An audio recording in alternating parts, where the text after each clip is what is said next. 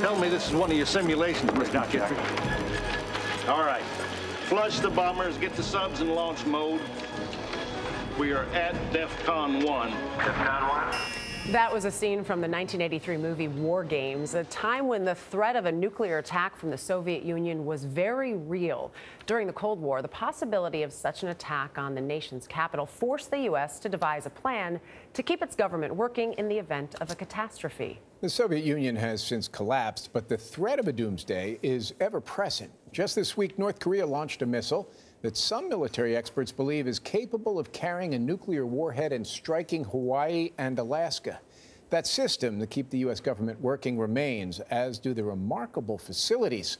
In fact, they're the subject of the new book, Raven Rock, the story of the U.S. government's secret plan to save itself while the rest of us die. It's published by Simon & Schuster, a division of CBS.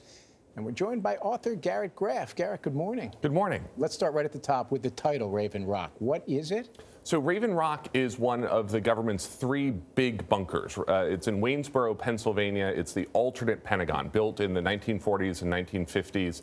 It is literally a hollowed out mountain inside Raven Rock Mountain with freestanding buildings, hundreds of thousands of square feet of office space, 3-story buildings, reservoirs, fire department, police department, medical facilities, dormitories, cafeterias, absolutely everything you would need to live underground for a month at a time. I can't even conceptualize that when you talk about it. Such a who knew, right? Exactly. So the Truman administration sort of had this idea that if there's a nuclear attack, we need to do something to save ourselves. What was the dry run idea then?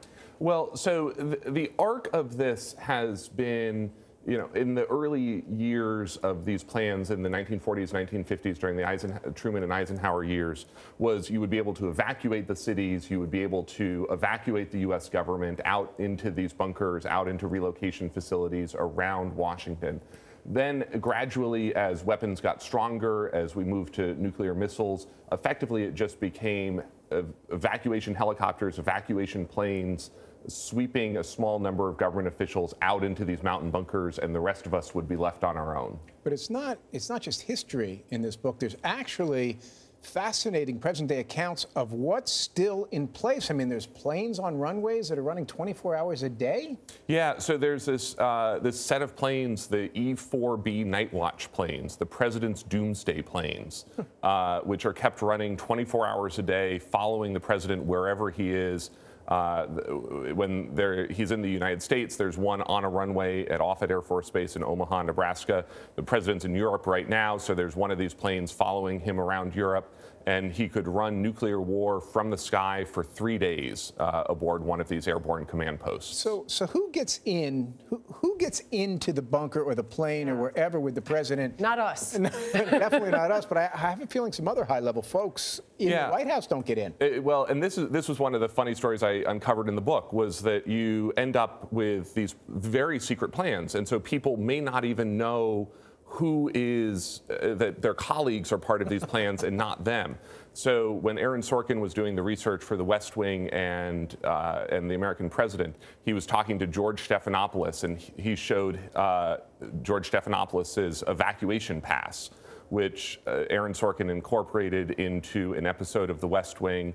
Dee Dee Myers on set, the White House press secretary, pulls Aaron Sorkin aside and says, you know, this is crazy. These things don't really exist. And Aaron Sorkin's like, wait, you never knew you were never going to be evacuated in the event of nuclear war? Not the way you want to find out. Yeah. There are really some great stories in there also, and obviously even into 9/11. Sadly, that's when we started seeing some of these plans put into place. The book is Raven Rock, and it's available now wherever books are sold. Author Garrett Graff, thank you so much. My pleasure.